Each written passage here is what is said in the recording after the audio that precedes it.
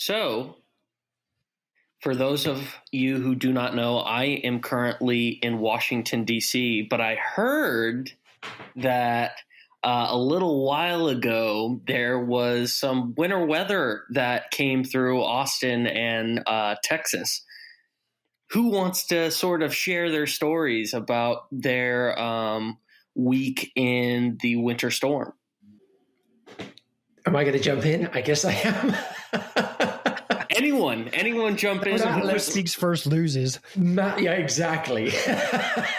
Matt was hovering over the microphone, teasing us. But, well, first off, Connor, this is all your fault. Let's just establish that up front. This is the weather you're supposed to have in Washington, D.C. I know. It snowed more in Austin since 2021 has started than it has in Washington, D.C. in the last 18 months. Wow. Which is mind-blowing. A man manipulating statistics to his own end. DC would be proud of you.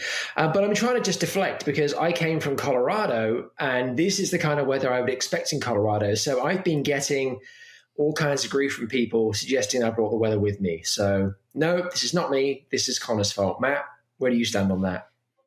I mean, the thing is, it's not whether you're used to it or not. It's that we're just infrastructure-wise in no way, shape, or form set up to be below freezing temperatures for an entire week. I mean, our homes are designed to, release heat, in the summer, because that's the main weather event we're dealing with most of the time.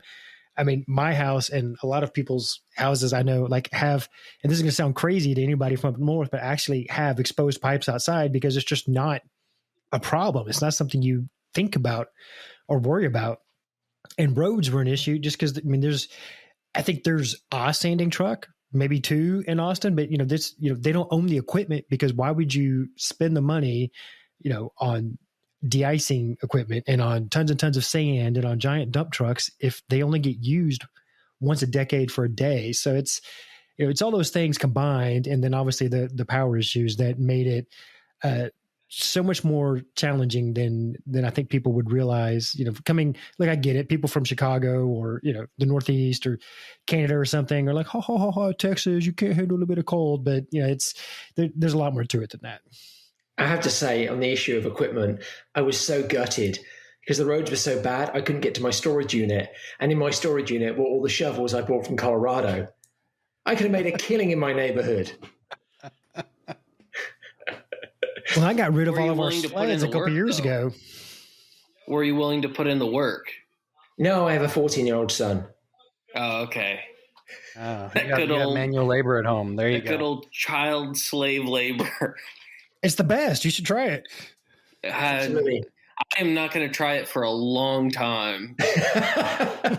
Well, I hope you're trying at least, Connor. I will just say my final thought on this. When I moved to Dallas several years ago, they ended up having record heat. I then moved to Austin. They have record cold. I'm looking at you, Houston. What I'm hearing then is that it's your fault. Well, I'm moving to Houston. See, that's the way I'm leaning there. I don't think it's Connor's fault. I think it falls on you, Mark. Thank you. So I'm going to move to Houston in the hopes that I bring Locust with me. So see you soon, Houston. Let's start the show.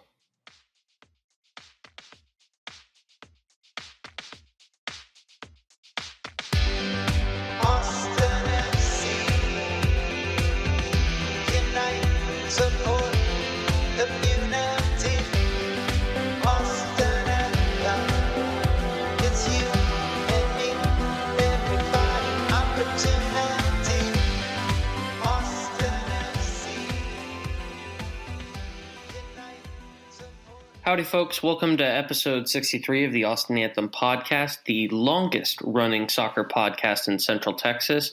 My name is Connor Heffernan. Along with me today are Mark Turner, Matt Barber, and special new co-host Robert Avery. Robert, say hi to the people. Hi, everyone. I don't know if I'm special or not, but we'll see as it progresses here. You're special today. We also have... Of course. We also have Tony Cardoni coming up in a little bit as a special guest.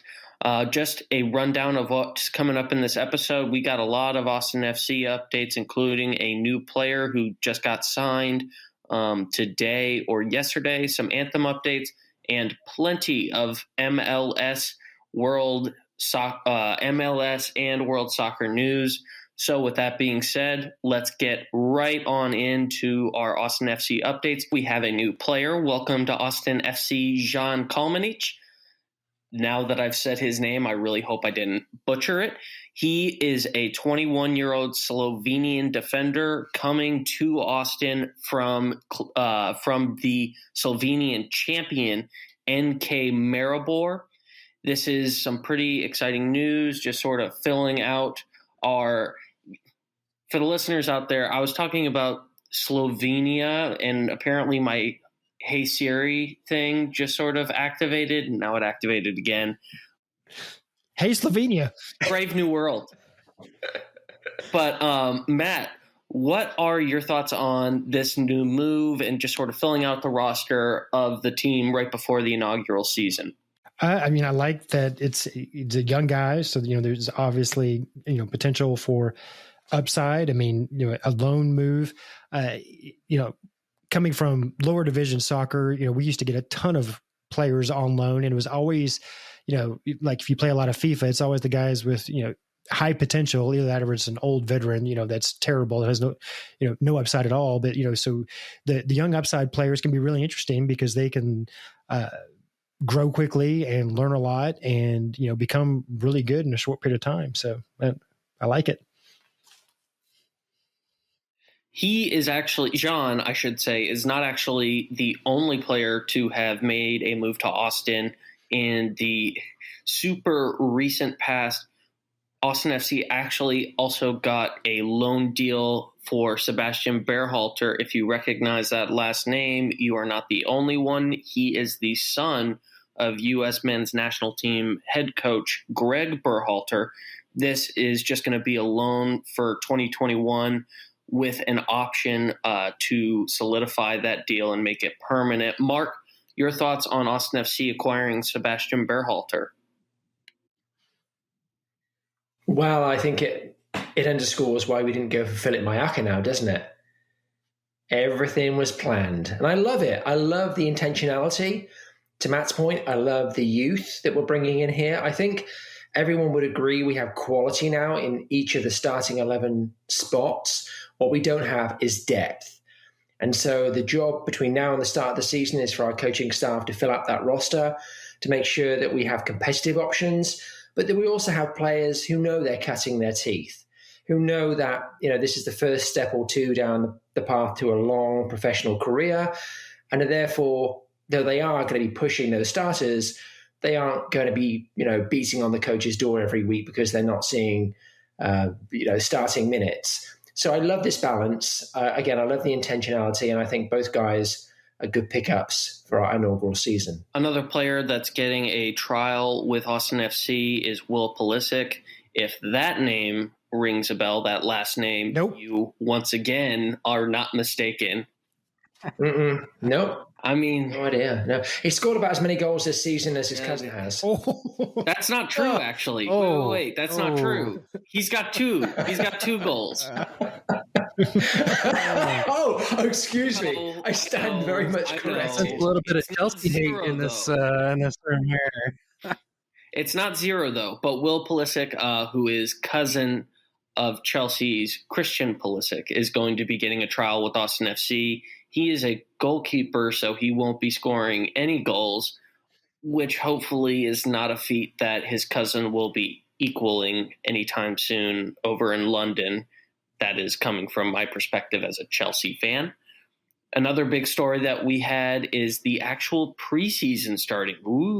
It was behind closed doors. I believe it was at St. Ed's, if I'm not mistaken, but no one was there. Not even the media. Robert, what are your thoughts on the preseason starting and actually getting the wheels turning on this season finally after so much time? Man, I'm super happy that it's finally here. We've been waiting how long now to get players on a field in Austin? It's right around the corner is opening match. April 15th is when it's supposed to start. We still don't have schedules, so It's speeding towards. that's probably still up in the air. Yeah. But man, I wish they would have let us in. I'd love to see some of our players. Definitely. Can I just jump in real quick and say, Robert, I appreciate how smooth and sultry your voice sounds and professional compared to the rest of us. So I already am having a high degree of appreciation for what you bring to the show.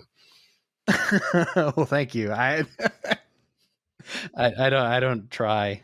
Some people are born with it. All right, Matt. Well, I guess I'm not going to be tossing any stories over to you for a little while. The one other Austin FC update that we have is obviously the Austin Eastsiders sponsorship, that deal that's come out. Very exciting sponsorship deal for the club and the company, obviously. So that's just something to keep your eye out for going forward. Moving into our Anthem updates and upcoming events, we are ramping up to prepare for the season. So if you want to have a hand in how Austin FC games look and feel and how the Austin Anthem approaches our match day efforts and our community efforts and life in Austin, now is the time to raise your hand and be counted and get involved. We need folks like an Instagram specialist, a photographer, a videographer, a digital content editor, all of these roles that will really fill out the nuts and bolts of a match day experience that we all want to be memorable. So another big Anthem update that we have coming out recently was our collaboration scarf with the other Texas supporter groups. It is, of course, dedicated to the Winter Sucks movement, which has been gaining a lot of steam in Texas recently. Tony is here to tell us a little bit about it. Tony, what's been going on with this collaboration scarf? Yeah, so as a scarf aficionado, which anyone who's ever seen me work from home can attest, we thought what better way to say that winter sucks than by providing a winter scarf, one that can be used for the winter, but more likely used for the summer because it's Texas. And so we reached out to our ISC partners throughout Texas, which includes Dallas Beer Guardians, Texan Army, and the Surge in Houston, and then the 2-0 Alliance in San Antonio, because all of these groups have been part of communities that have really been hit by the winter storm that we had a few weeks ago. So what we're doing is selling the scarf as a collective, basically, and all proceeds will go to the 4 regional food banks. So, the North Texas Food Bank in Dallas, Fort Worth, and Denton. Sorry, I forgot the Denton Harbingers. They're a big part of this as well. Houston Food Bank in Houston, San Antonio Food Bank in San Antonio, and then our own Central Texas Food Bank. So we'll take all the proceeds, split it among the 4, and hopefully make some good out of what was a really rough couple of weeks. My favorite scarf, we have 2 of them, by the way. One says Supporters United for Texas, which is cool, great, something I thought of, just rah. The other one says we didn't go to Cancun, in light of our friendly neighborhood senator, just to kind of say, hey, we're here for Texas. We'll always be here for Texas, and this is how we're gonna show our support. And if folks want to get their hands on this or either of these scarves, where should they go? Yeah, so the scarf's $20. You can visit store.austinanthem.org. We're kind of managing the merchandise and delivery for all the organizations. So the only place you can buy it is on our site. We'll kind of redistribute the funds to all those food banks once we're all done with it. There was obviously another collaboration scarf with the Austin Beer Works. It sold fast. Are there any scarves that are still available in inventory? I don't know. I can confirm for sure that there's at least one that's not in inventory because it's in my house. So, and those came out really, really cool. I mean, it just says beer all the way across one side, which I plan to go to Austin Beer Works and order just by holding up the scarf and expecting somebody to bring me a beer. I concur. These Austin Beer Works scarves are really, really nice. I've got 2 of them here in the house. That's fantastic. A lot of the great things happening with Austin Anthem, so be sure that you guys keep an eye out for what's going on. Check the socials. Moving into our Major League Soccer updates, unfortunately, we have to start with a not great story, and that is the Sacramento MLS expansion dropout.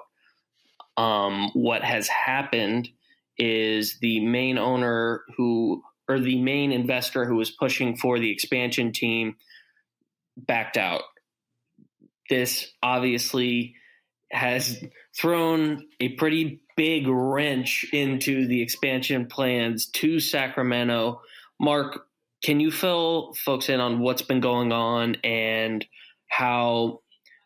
what is the next step forward for MLS? No. You want to just go and cap the end of your part. I've not been following this story, and I'll tell you for why. And you can leave this in if you want. I don't care. Sacramento are a pain in the arse in the USL. We're sick and tired of hearing them bleat about MLS. We're sick and tired of them wanting to be somewhere else. They are basically the West Coast Cincinnati. I'm just tired of it. So honestly, I've been paying zero attention to this story. They're not going to be in MLS again. Boo-hoo. Yeah, you're not going to get any love from me for Sacramento because I got a ticket in Sacramento one time when I was moving from Denver to San Francisco and driving through Sacramento. Got a ticket for driving too fast with a trailer in the not right-hand lane. So screw them. You don't get MLS. Robert, do you know what's been going on with the story? I have followed it very, very briefly because, as everybody else in this podcast, I'm not a huge fan of Sacramento, but it seems to be COVID related. That's what they're saying. How much of that I believe, I'm a little iffy on that one, but it has more far-reaching consequences, mainly the women's soccer team that was supposed to come to Sacramento. What happens to that now? There wasn't anything in there about it, so I guess that's still up in the air. More information to come. Who knows? You know, I will say it's interesting. There was a poll on Twitter, and I apologize. I can't remember who put it up. I follow so many people when it comes to soccer, so I do apologize. They're probably not even a listener, so they're never going to know. But anyway, the poll was essentially, if Sacramento don't get MLS, who should get MLS, and a number of the other candidates were, well, California seems. San Diego. San Diego is a good. Oh, no, not San Diego. San Diego is possibly a good pick, evidently not for other people. But I suggested, why don't we look at teams in states where there isn't an MLS team already? Phoenix have an incredible following, and they have had from day one. I think they deserve a look at it every bit as much as another team in California. Vegas is another option as well. I mean, they could certainly support the market there. So I think there are other options outside of California. I know they have highly densely populated metro areas, and that's attractive. And I don't know, I just get a little bit tired of the whole California talk, but specifically Sacramento. So soapbox away. So I don't want to get too ahead of our skis on this topic. I want to talk about who's going to be replacing Sacramento in a second. But does this mean that their bid is done, like it's done and dusted and it's just not happening, or is it just on hold for another season, I think? Because I honestly don't know. Sort of on hold. I mean, the mayor was pushing today, like, well, it's not over. We're going to try and find another investor. We're moving forward with the rail yard stadium. And to Robert's point, I think that's the main area where COVID comes in, is because they would have already been constructing that stadium if it weren't for COVID. So I think it's very legitimate to say that that's what has, ended up causing this to happen. So I don't know that it's 100% done. It might be 65, 70% done. If some big money, and it basically has to be, billionaire with a B, steps in the next few weeks, couple months, and is ready to be the lead financer, it could still happen, but I think it's not looking good. I wonder if I forget who owns the Kings, but he the Maloofs, is that right? I'm sorry. No, didn't the Maloofs sell to Oh, you might be right. Yeah, I think you're right. now. Hold on. Yeah. Little Google. That's no fun. It's more fun. All right. Yes. Vivek Ranadive. That's what his name is. There you go. I know he Yeah, that sounds saved the Kings from relocating. It may be, maybe pull Haslam in the case of Columbus and try to do what he can. But it'll be because I don't know how much public funding went into the Rail Yard Stadium, but it seems like if they're going to go ahead with building the stadium anyway, could they publicly own the franchise? That'd be interesting. Pull like a Green Bay sort of situation. Could happen. Maybe. I don't know. I'm just speculating. Now to get into the fun part. Since we're all assuming that the Sacramento expansion bid is dead and we're going to be picking at its bones, who is going to be replacing them? Robert, who do you want to see be given the opportunity to join the league now that it looks like Sacramento is not going to be taking the opportunity at this point? So as much as San Diego is an attractive option for MLS, and even though they have 2 teams in California already in the southern part, I actually lean towards Las Vegas. That it's a good market there. You have world travelers coming in there. You now have a professional football team in there, American football, and the Las Vegas Raiders. So I think Vegas has the money, and there's probably people there within the resort industry that could fund it. So I think they'd probably be on the top of my list, and I'd go watch some matches there. I love going to Vegas. Yeah, I'm sure Gold and Silver Pawn would be great sponsors too. That's true. I am not going to toss it over to Matt because I don't want to hear him say San Diego again. I don't like the idea of a San Diego expansion personally. Now, this is a team that is super new in the USL, but I think that they should get the opportunity to take on the challenge of a major league team, New Mexico United. I think that they have been selling out. It could be like an Oklahoma City situation in the NBA, first pro team in a state. That will turn a lot of heads and sell. It puts a lot of butts in seats, and that's what's going to move things. If it's not New Mexico, I hope it goes to Phoenix, just because they have everything. They have all their stuff together, and they have their ducks in a row, and they're ready to go. But personally, I would prefer to see New Mexico get the opportunity. Moving on into another sort of tangential topic relating to this. At what point do we think that the number of teams in the league will stop? If Sacramento happens to get another investor along the way, but the league has already awarded another expansion slot to another team, are we thinking that the cutoff will be at 30, 32, 34? Where do y'all see it stopping? I see it stopping at MLS 1 and MLS 2, and the kind of pseudo pro rel between the two. I mean, because if MLS can keep getting people to pay up expansion fees, they're going to keep putting teams places. That's kind of been the business model that keeps it afloat for quite a while now. I concur. Yeah, I think you guys are exactly on point with that. There'll be no pseudo pro rel though. An MLS 2 division will simply be a feeder division. It'll be a place to develop that young talent rather than sending it on loan. I don't think owners are ever going to give into a pro rel system, at least not with the way that finances are structured in the game here in the US right now. But it's certainly going that way in terms of the 2-tier system. So yeah, we'll see. But I think they'll take as many teams as they can bloatedly support. Oh my goodness, we have slides, listeners. This is a big moment. Oh, I'm so happy.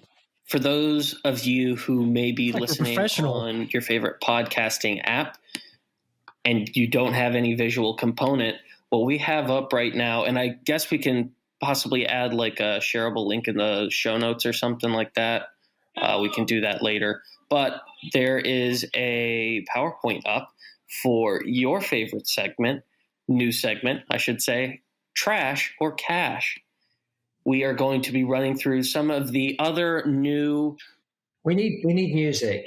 We need little game show, plinky. We do. Yeah, we do need a nice jingle. We do need like a nice but you got all those jingle. guitars back there. Can you not just? Yeah, not on. I'm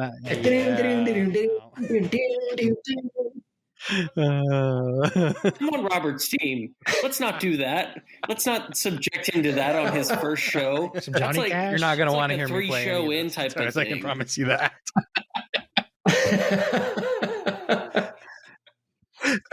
We're the dancing monkeys on this program, okay?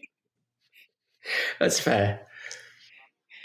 It's unfair to make Robert do that. Anyway, so we are going to be moving in right into our first jersey, which is the Miami away jersey. Well, hang on a second. You just began explaining the segment, and then I steamrolled you, and now you're not going to explain the segment. This might be the first time people are listening to this.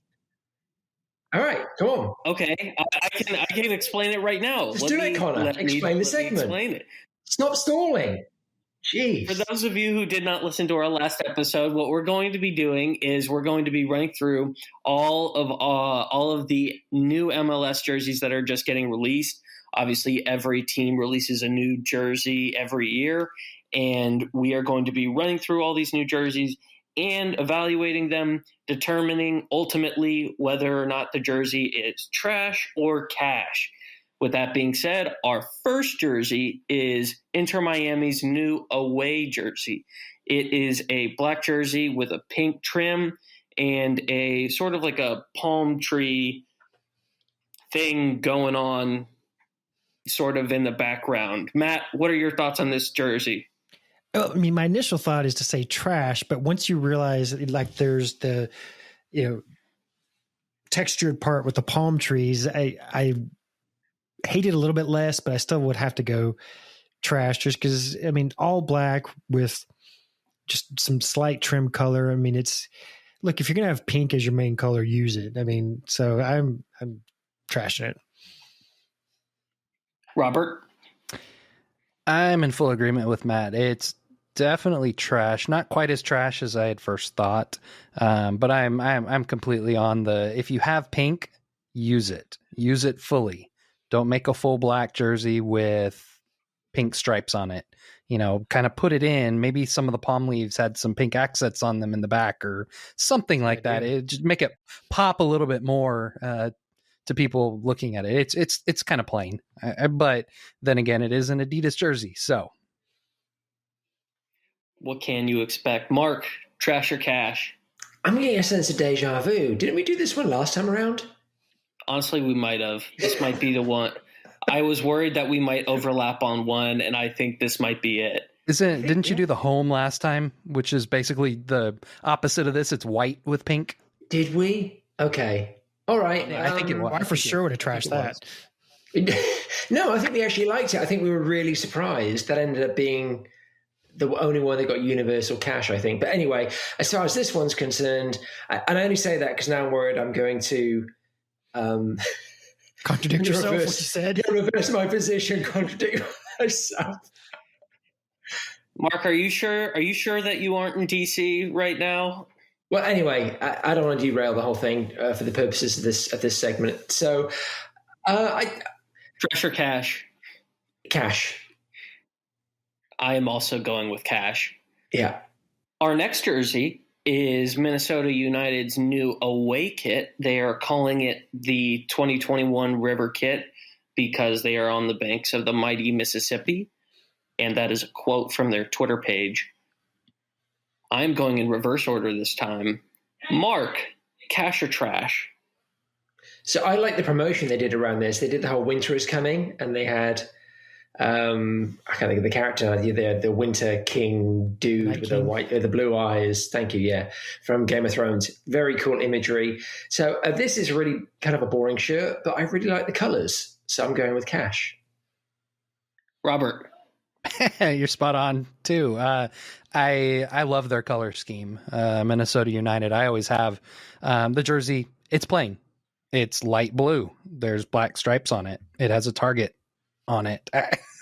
Not much to it, but it being a clean jersey. I'm gonna say cash. Matt. Yeah, I mean, I'm a sucker for sky blue. I have to admit it, and I've always loved the Loons logo. Even when I was with the Scorpions, and they were our biggest rival, I had to admit that they had a great logo. So this is totally cash. I will fill out the cash. I am always a sucker for sky blue. Whoa, sweet. That way to go, Minnesota Who United. would've guessed? Moving on into our next jersey, it is Nashville SC's 2021 away kit.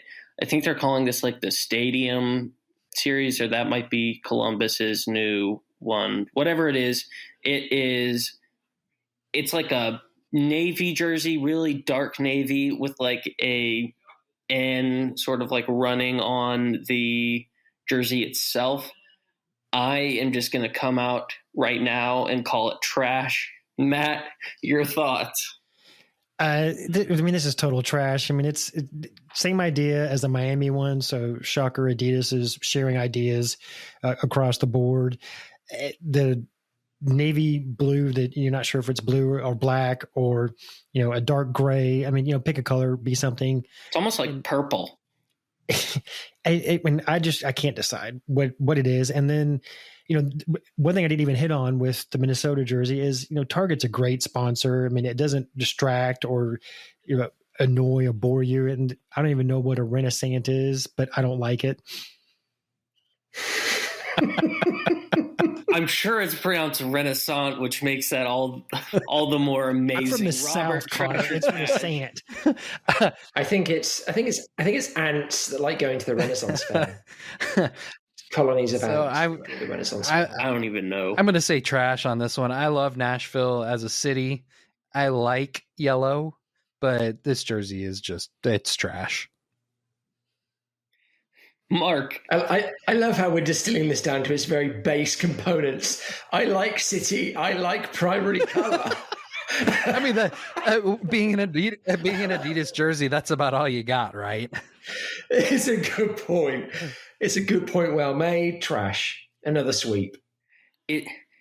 I've hated on Nashville's badge, MLS badge, since it came out. I think everything that they do is trash. It's very similar to New England, in my opinion. So our next couple of jerseys, in this case it is a couple of jerseys, come to us from the Chicago Fire. They are releasing their new home and away kits. Why are they releasing two new kits, you ask? Well, it's because they have to get rid of all of their kit ideas that they had in the bank, because they're going to undergo a rebrand coming up next after this coming season. So they have a home and they have an away. Matt, I'm going to leave it up to you. Which one do you want to evaluate first, and is it trash or cash? Let's start with the away, and it is trash, mainly because I don't like changing the logo or the crest to, just the black and white or blue and white or whatever that is.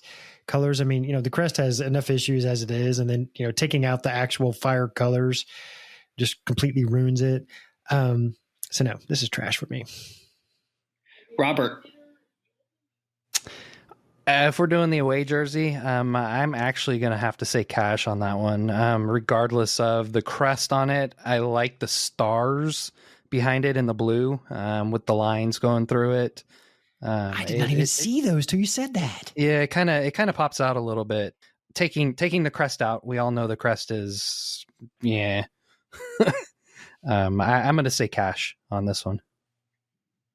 Mark. Yeah, likewise. I actually like it. I think it's got some character to it. I like the little touches on it, the little artistic touches. So yeah, definitely a cash from me.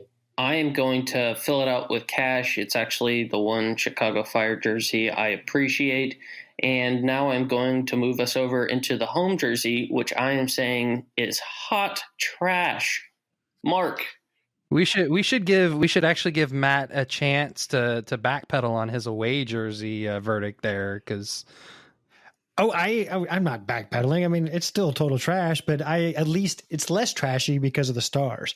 Now, see, I actually kind of like the home jersey, and it's mainly because. Okay, Matt, shut your face, Connor. Shut your face. Because just like I'm a sucker for sky blue, I'm also kind of a sucker for ringer tees, and so the ringer tee look I kind of dig. So I'm cashing that one. Plus, it's gonna be the last ever Fire jersey of that logo. Oof, no, that one's trash. That one's straight trash. It's blue and red. That's it. There's nothing to it. Yeah. Mark, cash or trash? Oh, I'm digging it. I am digging it. I am. No. I do. No, I like the blue. You are. I like the blue, you really? red, yellow contrast. I'm gonna go ahead and do Robert here. Oh. Me like color. Me like city. So cash for me. Well, and since he's here now, I think we need to ask the tiebreaker. Mr. Cardoni, what are your thoughts? I appreciate, as the fashion expert here, to come in with the obvious opinion that no matter how much lipstick you put on a pig, that logo just ruins everything it touches. So while everything about the shirt is great, the logo is not. So that's why I'd say trash. Yeah, that's a moral victory, though. I mean, he actually said, and we could clip out, even though the shirt looks great. So I'll take that. It's still trash. All right, we are going to close our Cash or Trash segment this episode with the CF Montreal home and away jersey. They are another team that's undergone a rebrand this offseason, and they have released 2 new shirts. I am going to get us started with the home jersey, which I actually believe is cash. Mark? No, 100%. I like it. I mean, it would look better if Thierry Henry was wearing it, but too soon maybe. But no, absolutely love it. Robert? Yeah, it's cash. The snowflakes behind it work for the Adidas plan that they gave to them. Matt? Yeah, of the 3 we've seen that have that style, this is easily the best one. And I know, Montreal got a lot of crap for the rebrand. I mean, and I was one of them because I like the Montreal Impact name, but I think the logo looks really good there. So this is cash. And Tony? Yeah, I think it was interesting that they that BMO said, hey, we don't need the letters. We'll just put our cryptic logo on it. But I think it's cash as long as they get the shininess right on the actual kit, because the pattern is what makes it, obviously. Agreed. On to their away jersey, which finishes us off. I am going to say it is hot trash. It seems like it's just like the last jersey that they had, except for they just replaced the old logo with the new logo. I may be wrong, but that's what it looks like to me. Tony, your thoughts? It's tough because it's boring. It's inoffensive, which doesn't make it trash. But in light of what they could do with it, I think it has to be a trash. Matt? Yeah, and I even kind of like gray in general for sports gear and then having a color pop, but this just doesn't quite work right because there's not a pop, so trash. Robert? Yeah, it kind of looks like a referee's jersey. Very true. Versus a soccer player's jersey. Yeah, it's trash. And Mark, take us home. Well, Matt, it was obvious you like grey, judging by your beard. But I remember when... That's it. That's not fair territory, Mark. I remember being on we can have a hairline joke after this. So Istanbul, it goes both ways. I remember walking through the marketplace and there being myriad of interesting things to buy, delicious things to eat. But then there was also a plethora of cheap, shiny shirts that were clearly Asian knockoffs. That's what this looks like. Utter trash. And that, folks, is your Cash or Trash segment for episode 63 of the Austin Anthem podcast. Moving on into our NWSL and women's soccer updates. First off, just woot woot for the U.S. women's national team, who continues to kick butt. This time it was at the She Believes Cup. They have won it again. That is in the show notes. So when I say again, it is for that reason. I should point out that this is the fourth time they've won this competition. Mark, big win for the U.S. women's national team. What do you have to say about that? Yeah, I want to just touch on this briefly. I was the one to put this in the show notes, just because on the one hand, it's ever so slightly boring because the US women's national team own this tournament at this point. But on the flip side, to your point, it's always impressive. I mean, they continue to be a powerhouse in the women's game. Opening game was a tight contest versus our northern neighbors, Canada. America eked out a 1-0 victory, and that was about as competitive as it got. They beat Brazil 2-0, and that scoreline, I think, rather flatters Brazil. And then they absolutely battered Argentina in their final match 6-0. So winning the tournament without conceding a goal, they just continue. They just continue to do it. They just continue to regenerate. They just continue to cycle players through the system, and it's an incredible thing to see. So kudos to them for winning She Believes once more, and it'll be interesting to see how other teams respond in the Olympics and the next World Cup. Moving on forward into some of the other updates that have been going on around the world, the Women's Champions League round of 16 is getting into their first leg of the competition, and here are the pairings, the ties, if you will, which is what I should have said the first go-around. Barcelona is going to be taking on Fortuna Hjørring. Man City will be taking on Fiorentina. Rosengard will be playing St. Pölten. Wolfsburg will be facing LSK. Chelsea, in one of the most ironic matchup of this round, will be playing Atletico Madrid, just like the men are.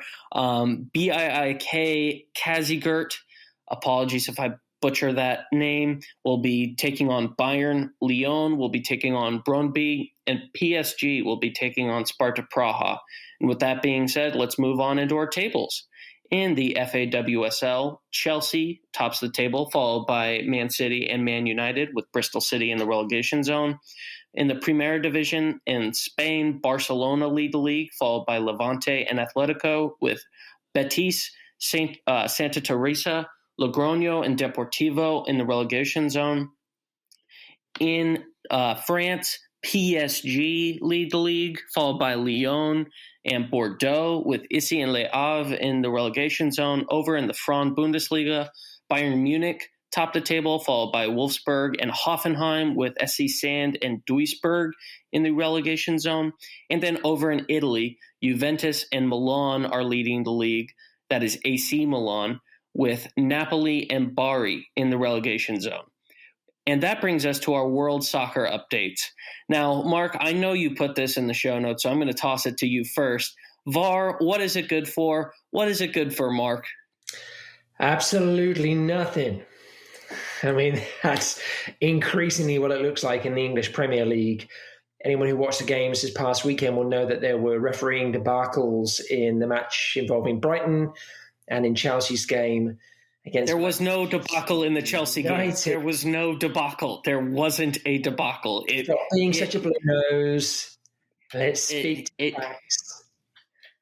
I am. There was no debacle. Well, there was a blatant handball that should have been called. Well, let me back up from that for a second.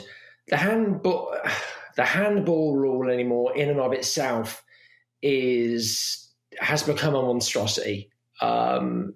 Handballs are being given now when they clearly aren't handball, but if the ball touches the hand, period, under any circumstances, in the box, regardless of where your arm is at that moment in time, it's apparently a handball. And if we're going to adhere to that policy, then we need to follow through on that each and every time, which, to be fair, much to most fans' chagrin, is what has been happening until the Manchester United-Chelsea match. But that really wasn't the biggest aberration. The Brighton match was I encourage listeners to go look at it on YouTube and just watch the referee go through his sequence of indecision, of utilizing VAR, but not really. These kind of decisions are things that really could impact where teams end at the end of the season. And in Brighton's case, it could mean the difference between staying in the Premier League or not. In Chelsea's place, it could mean the difference between 11th or 12th place. So the reason I brought up the VAR question is not to really get into the weeds on it, because we could be here an entire other show just focused on VAR. But it's to ask the rest of you, what are your thoughts on VAR as it relates to the US game and obviously MLS specifically? Just broadly speaking, VAR, No. Good thing or not? Not a good thing. I mean, it does have its purposes in certain places, but it's affected too many games, too many matches, 9 times out of 10 in a negative way. So I'm against VAR. I mean, at this point, I can't make a great argument for it other than, you see a mistake and you want it to be right. But, and this really goes, frankly, for all sports that have some sort of replay rule at this point. I mean, it just is not improving the game. I mean, not for any of them, I don't think. I mean, it introduces more complications and more time and more arguments in virtually every single case. So I think, I was long a proponent of bringing replay into soccer, but I think I've come back around to the other side that, like, let's just make it completely the human element, and I'm fine with it. So I'll be the dissenting opinion here. I as someone who has suffered through many Liverpool, I don't even know what they were doing, VARs. MLS had this brief moment last year where they accidentally broadcast how the referees were coming to decisions, kind of like they did in rugby. And then I think FIFA heard about it and decided they were going to cancel all of American soccer if they let it go on. But it was a combination of those two things that I don't expect them to get it any more right, but at least they can pretend that they had a reason for it, and we can talk about those reasons. And so with VAR is supposed to be a helpful tool, and I think the fact that these decisions are being made with them viewing the decisions in slow motion and they're still getting it wrong, we do need more insight into why they're still getting it wrong. Personally, I believe VAR is a good thing. I may not have been subjected to Liverpool conundrums, but my mind, when I think of poor refereeing decisions, immediately goes to the Chelsea and Barcelona UEFA Champions League semifinal about a decade ago, in which there were easily 5 penalties that could have been given to Chelsea and a grand total of 0 were awarded, one of which in the final few minutes allowed for Andres Iniesta to score in a game and win a tie that Barcelona should have lost. So I am still so scarred from that I am a believer in VAR and all of its benefits, no matter how many drawbacks it has. Moving on. I'm just going to I want to just quickly put a cap on this by saying, inevitably, and this is my fault because of how I framed the question, we're talking about the pros and cons of VAR. I think we have to bear in mind that there is a human compulsion to identifying injustice, never more so than among a group of football fans, right? It's part of our DNA. We have to be able to complain about a decision. And before we complain about a referee, now we're complaining about the technology. If all we've done is shifted the blame, is there really any point in having VAR?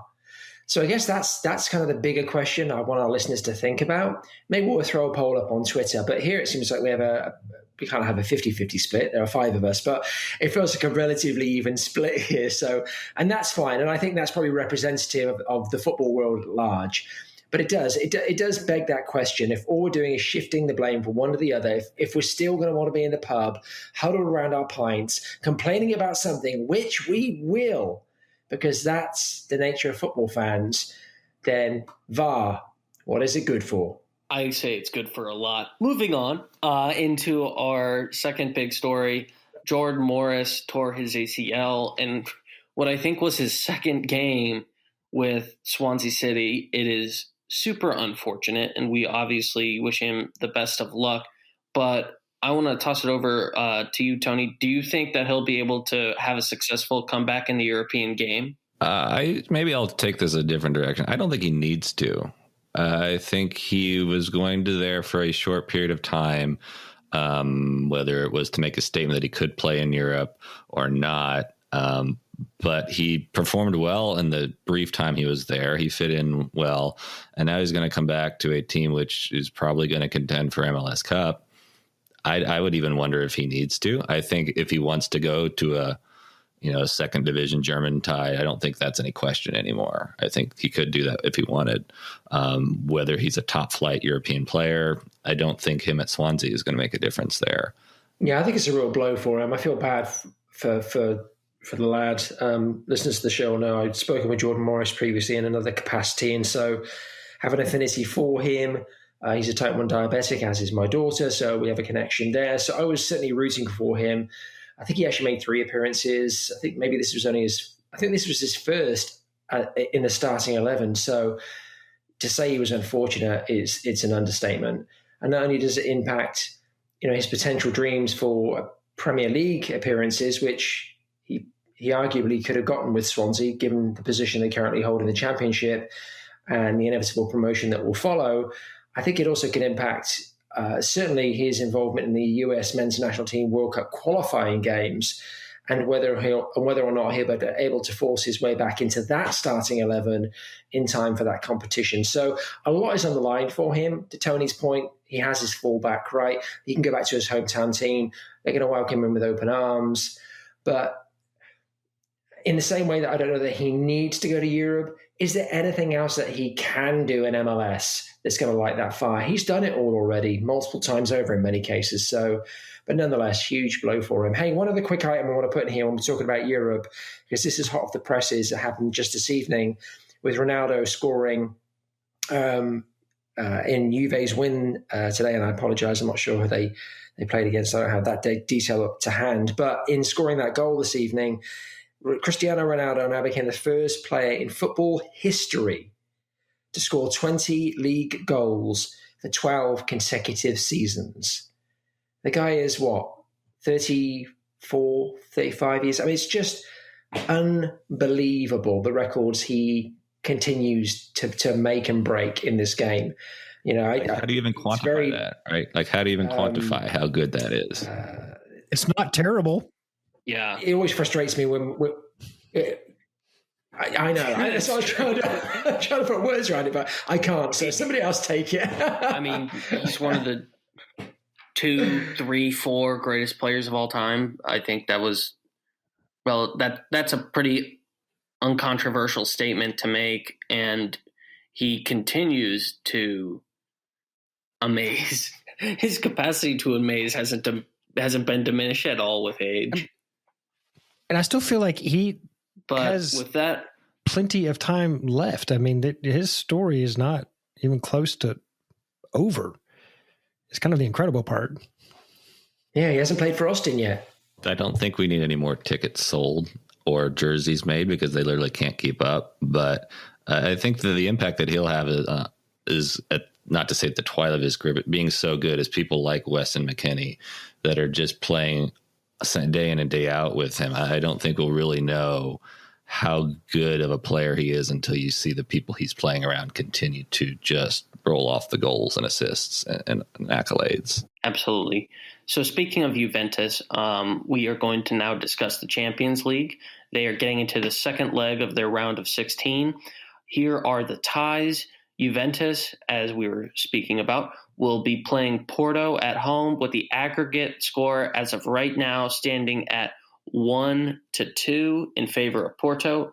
And for those of you who may not know what I'm talking about, like first and second leg, these ties are all a home and home series. So whoever scores the most goals in this home and home series is the team that ultimately advances. And if there is a tie, then the team that has scored the most away goals advances on into, in this case, the quarterfinals.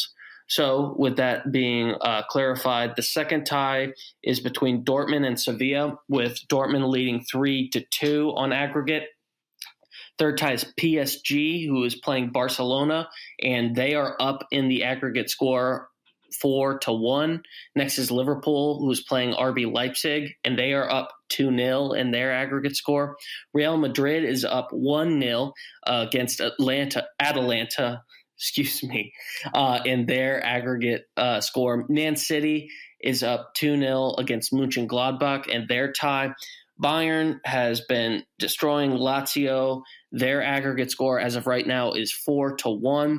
And then Chelsea is up 1-0 on Atletico Madrid heading into their second tie. So, Robert, if you were to pick one tie that you really want to see the second leg of, and then one upset that you sense coming, it doesn't have to be the same. It doesn't have to be coming from the same game, but what are you most looking forward to, and where do you see a potential upset?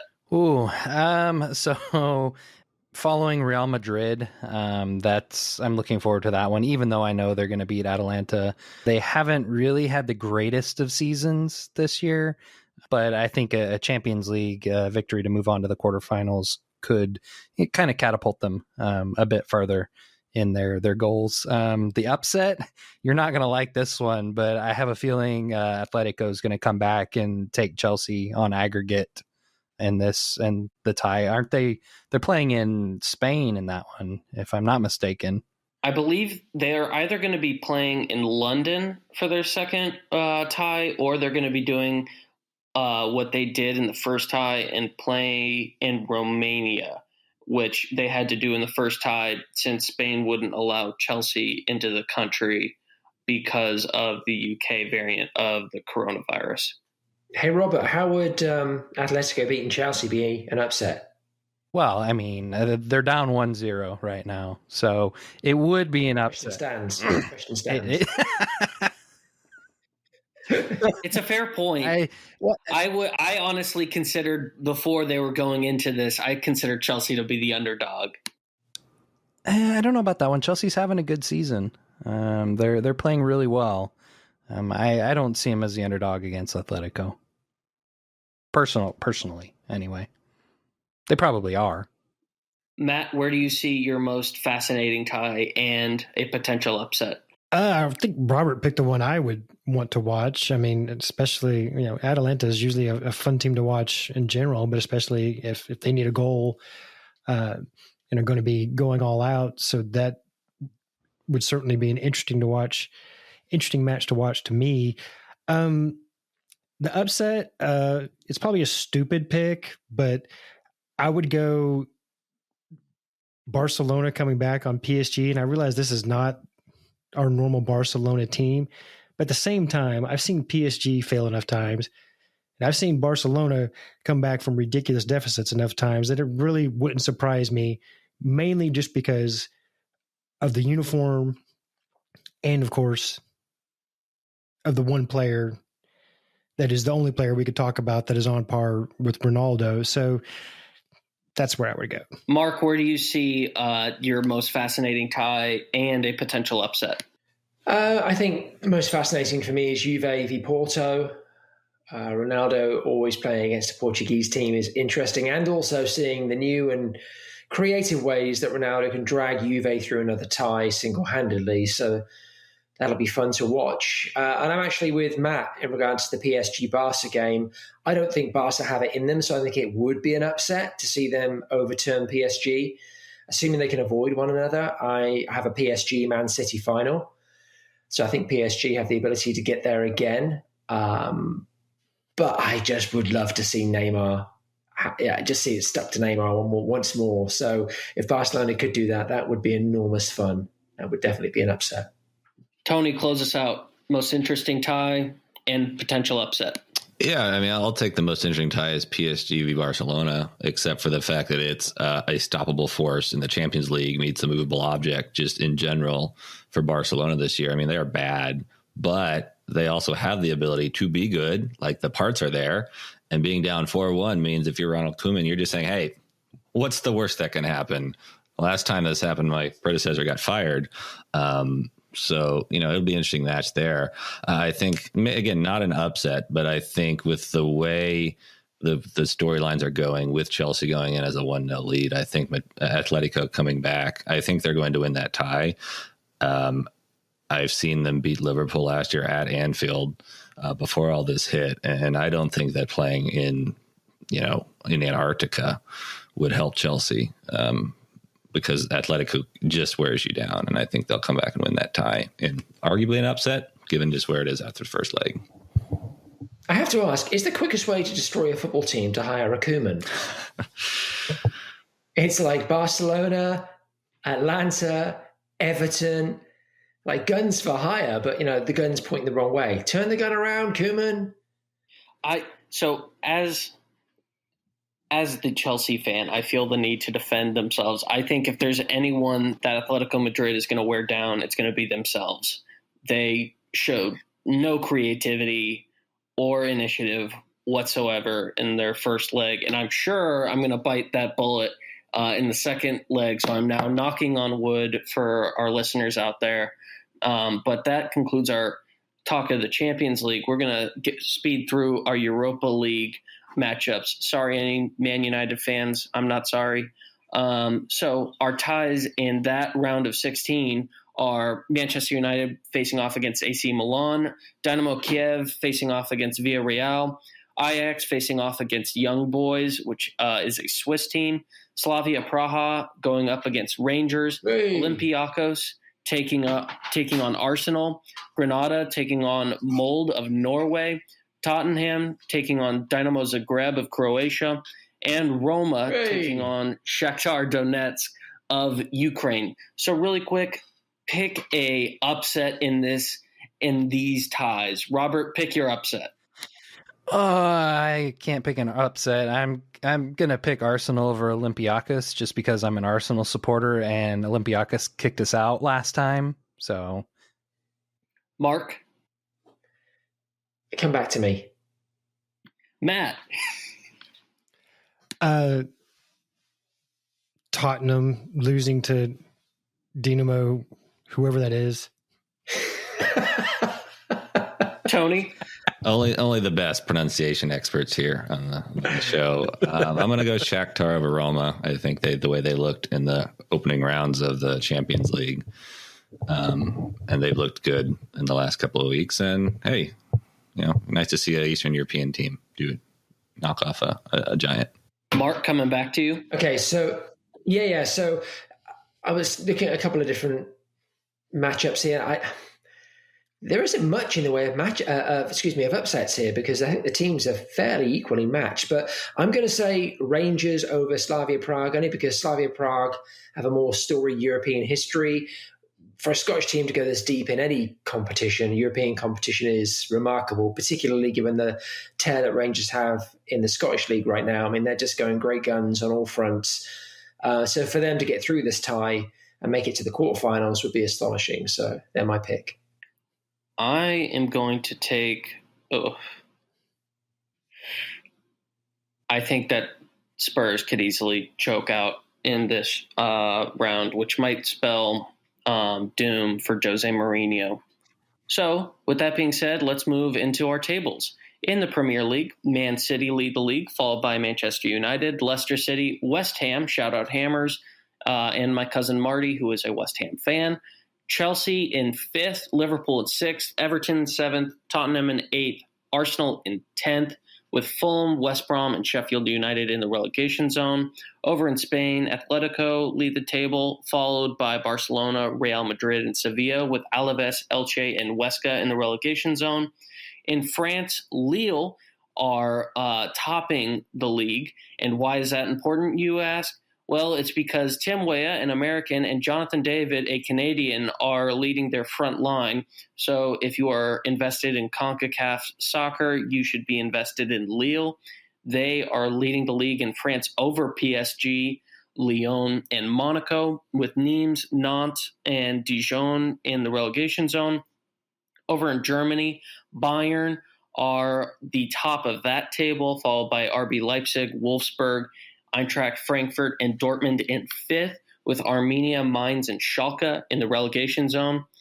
And then over in Italy, Inter Milan have overtaken AC Milan for the top of that league, and they are followed by Juventus and Atalanta, with Torino, Parma, and Crotone in the relegation zone. And that brings us to our final segment this evening. It is our Make Your Pick segment. We got 2 games on tap coming up this weekend that are super big in their respective leagues. First off, we're going to get started with Bayern and Dortmund. They are going to be playing Saturday at 11:30 a.m. Central Time. So, Robert, you are the newbie this week. Tell us, who do you have in this game? Bayern. So anticlimactic. No explanation needed. Dortmund's, I mean, they're starting to get rid of their players. They're not the powerhouse they have been. And Bayern's just, they're a force. Mark. Yeah, what he said. Matt. I'm going to pick with my heart and not my head, and I'm going to say Dortmund 1-0. Tony? The only thing interesting about this game is figuring out why it's on ABC, because Bayern will just roll over Dortmund. Yeah, it's so unfortunate that this is what the German game has been reduced to, because I also see Bayern, especially at home, I think they're just going to take care of business and dispatch Dortmund rather unceremoniously on national television. And then on Sunday at 10:30 a.m. Central Time, which is God's time zone, on NBCSN, we have the Manchester Derby. It is Man City taking on Manchester United. That is going to be at the Etihad. So, Tony, who do you have in this game? I mean, I feel like we just covered this, but if you're not picking City, then you're very ambitious and voting with your heart. So I think City is just going to win every game from here on, honestly. Matt, I have a sense that you're going to be voting with your heart and still picking City. Am I correct? Yeah, this one I could say heart and head, and City 4-1, and that's probably an understatement. Mark. So it's interesting because this is a derby that does throw up surprises, unlike some of the other derbies. You know, Arsenal, Tottenham, whichever team is on top, they tend to come out on top. Liverpool, Everton has certainly been that way also. But this is a derby that can go any which way on any given day. That being said, Man City. Robert? So I'm going to be the lone dissenter in this one. I'm actually picking Man United, and it's not with my heart. It is with my head. They have been playing very, very well as of recently, even though they've been settling for draws. Players are finally starting to react to the coaching. And I actually do think they can beat Man City. It will be a close match, regardless. Even if they don't win, it'll still probably be a 1-0 or a 2-1 matchup. And I will close this out with Man City, dispatching Man United rather unceremoniously as well. So that brings us to the end of our program. Austin Anthem is the supporters group for Austin FC. Catch up with us online and become a member online at austinanthem.org, and follow us on all our social media platforms. All right, that brings us to the end of our program this week. Austin Anthem is the supporters group for Austin FC. Catch up with us online and become a member online at austinanthem.org, and follow us on all our social media platforms. This episode was hosted by myself, Connor Heffernan, along with Robert Avery, Mark Turner, Matt Barber, and special guest Tony Cardoni. Anthem merchandise is available on our online store. Free shipping of fantastic Grackle gear for in the stands or around Austin is there, so be sure to get your hands on it. Merch money goes to fund our nonprofits operation, so for a good cause, get your hands on some merch. We close out our pod this week with a powerful band that hails from Austin, Western Youth. Highly respected in the industry and music scene, they provide music pulled from personal stories blended into an Americana, folk, and rock and roll sound. The song is called Hangin' On and is from their successful self-titled 2018 album. The band's lineup has expanded since then, and they are diligently working on an upcoming album, so please stay tuned for that. And once COVID allows, they will once again be entertaining their fans in person. You can find out more information about Western Youth at their website at www.western-youth.com, or on all the socials at Western_youth. If you'd like to send us music to use in the pod or know some musicians who might be interested, drop us an email at podcast@austinanthem.org. We'd love to showcase more Austin music and musicians to Austin soccer fans. Please remember to leave us a review and subscribe to the show. Send tips on how to make the show better, and do that by sending us an email at podcast@austinanthem.org. Contrary to what our governor has said, please continue to wear a mask and stay safe. And please enjoy this song from Western Youth.